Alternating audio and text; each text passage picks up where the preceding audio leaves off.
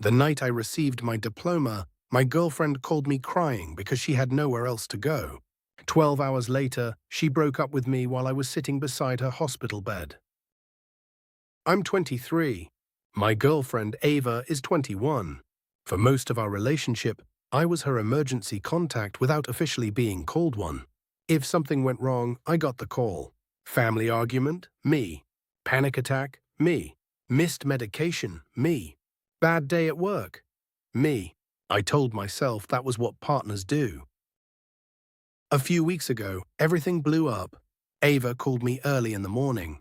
She was terrified. She said she had mixed medication with alcohol the night before and felt like something was seriously wrong.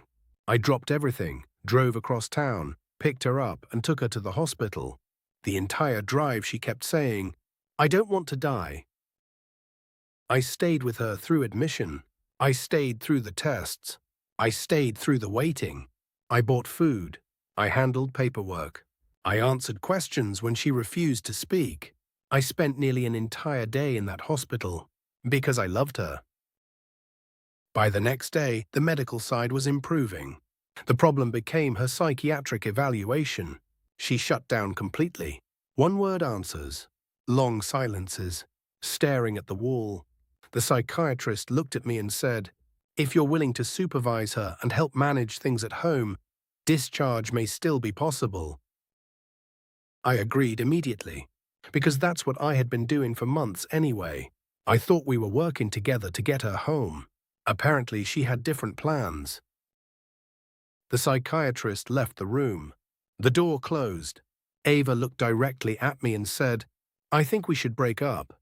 Just like that. No explanation. Nothing.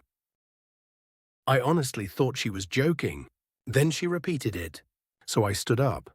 I said, "Okay," and I walked toward the door. Suddenly she grabbed my sleeve, then my wrist, then started crying. She said, "Wait," I asked, "do you want to break up or not?" She wouldn't answer directly. Instead, she started talking about how someone else could supervise her after discharge. A family friend, someone much more lenient than me, someone who never challenged her decisions. That was the moment everything clicked. The breakup wasn't about our relationship. It was about removing the only condition attached to her release. She wanted freedom, not separation. I told the psychiatrist exactly what happened. A few hours later, the discharge plan disappeared. She was admitted instead. After I left, she reportedly became aggressive with staff. Security got involved. She was restrained, sedated, and placed on a longer involuntary hold. Then the messages started. Friends, family, people who weren't even there. One person told me, "You should have protected her." Another said, "She didn't mean it." Someone else said, "You knew she was struggling and still walked away." That part still bothers me, because where exactly was I supposed to walk? I was already doing everything: driving, waiting, supervising, managing crises, explaining situations to doctors, giving up sleep, giving up plans, giving up my own graduation celebration. But somehow the second I stopped carrying the entire situation alone, I became the villain. Everyone started treating my help like an obligation instead of a choice. A family friend later called me and said she didn't really want to break up. I asked, "Then why did she say it?" The answer was basically that she panicked, that she wanted an escape, that she didn't think I'd actually leave. Maybe that's true. Maybe it isn't. But there's something I can't ignore. When someone repeatedly uses a breakup, a crisis, or guilt to control what happens next, eventually you stop knowing what's real. The turning point for me wasn't the hospital. It wasn't the admission. It wasn't even the breakup. It was realizing I was expected to stay responsible for someone who had just rejected me, all in the same conversation.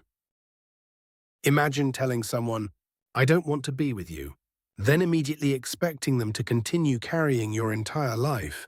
A surprising number of people seem to think that's reasonable. I visited her once afterward. The conversation was quiet, uncomfortable. Uncertain. I told her I never wanted her to feel abandoned. She said very little.